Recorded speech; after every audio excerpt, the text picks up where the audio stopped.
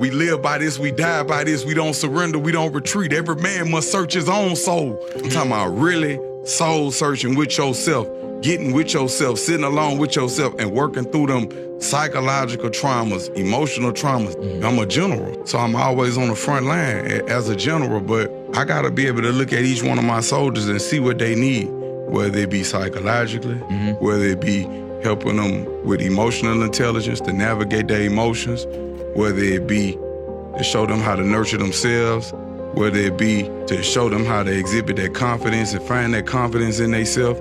I gotta be able to look at whatever need that it is. And it's beautiful that God allowed me to go through all of these things because I'm a greater blessing. I embrace the things that happened to me in my past with a sense of positivity. I replace that negative emotion attached to it with a positive emotion, and I'm grateful for everything that happened. You love yourself? Because I love myself. So if you don't love yourself, how you gonna be able to love me properly? So many men that done been through that kind of all day, every day, and I made a space and a safe place for men to be able to start healing now. Masculinity don't have to be toxic. It can be sacred. You can love yourself so much. And now when I look at people in their eyes, I see myself or different versions of myself. And me being a nurturer, if I can aid and assist you along your journey, then cool. If I can't, then cool. Just sometimes me being able to just give you a look up, I understand what you're going through. Just speaking to somebody could change their day. That's a cry for help when you see somebody going to the gym 3-4 times a day. Something not right with him, but something wasn't right with me. And as men, we'll go to the gym and just kill ourselves and hurt ourselves in the gym to keep from hurting somebody else. It's a lot of men that suffer in silence. They come up to me, they hug me in the gym, they cry right there when they see me. Because I see you. Amen. I see what you're going through. When you say suffer in silence, do you know how powerful that is? We do. It's a lot of us that suffer in silence. I'm the one who's tried to take my own life. I'm the one who said these things so other people understand it's okay to feel like this. But this is the way that I changed it around. I take all of that negative emotion and energy and I turn my pain into passion. I put it into something that better serves me and humanity. I worked hard for these results. I suffered. I went through the fire. Adversity builds character. I wouldn't give it up. God bless the dead, because I ain't gonna give it up. I gave it my all and I ain't getting nothing from it. Gotta be love, I'm up in rank and I ain't push one button. Had it with faces, I ain't getting uncovered. I know they still trying to get something punished. This me being triggered like this emotionally, where does this stem from? So it always take me going back. Was it ever a time in my life where my mama or somebody in the family made me feel like I wasn't seen, or made me feel like I wasn't good enough, or made me feel like I wasn't worthy? Like you'd be like, he's so cold-hearted. It's not that we cold-hearted, but we know it's only a matter of time before we go back to jail. So I can't even love my children like I want to. I can't get close to my wife because when I go to jail, I don't want to be in there stressing about them. I went on Mike Tyson and talked about, me and him shared a story about us both being molested. Like, I'm the only rapper that live in their truth. Ain't nobody living in their truth. I'm gonna preach to you with my actions. What I utter with my mouth, my actions must prove.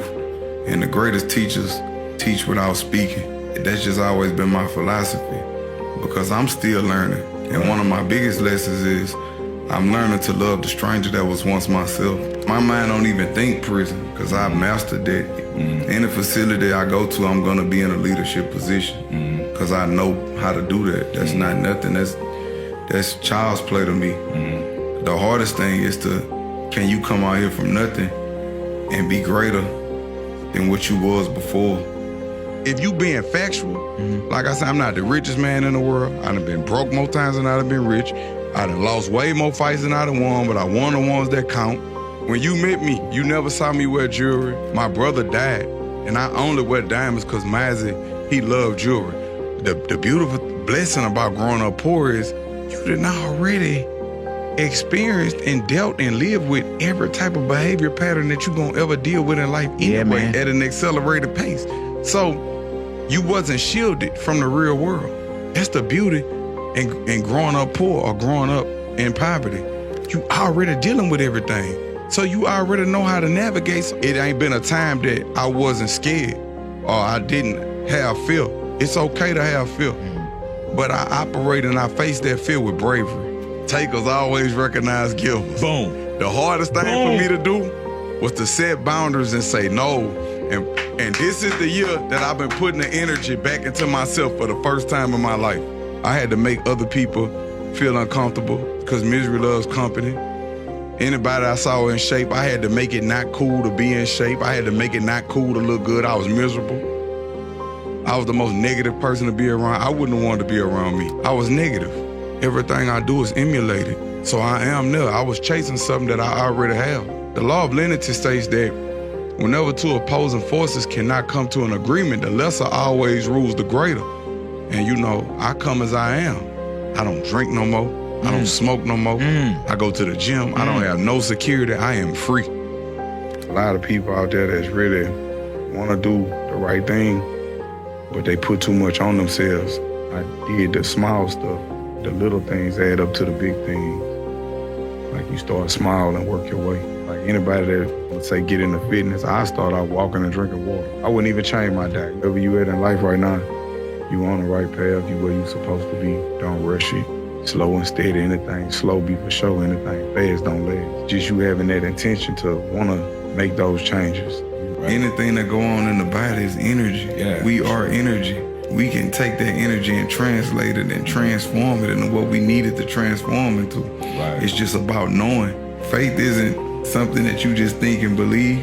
Right. It's that substance in your heart where you know, man, I know I can beat it. This is the first time I can say I've been proud of myself.